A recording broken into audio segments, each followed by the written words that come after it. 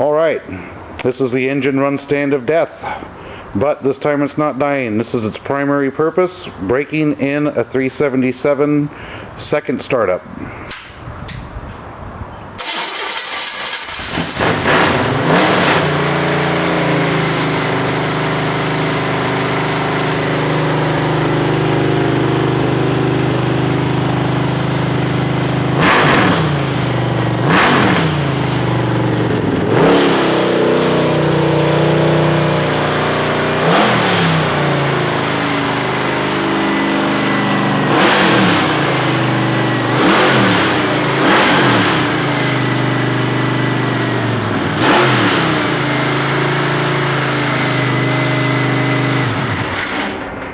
Now it'll go in that car right there.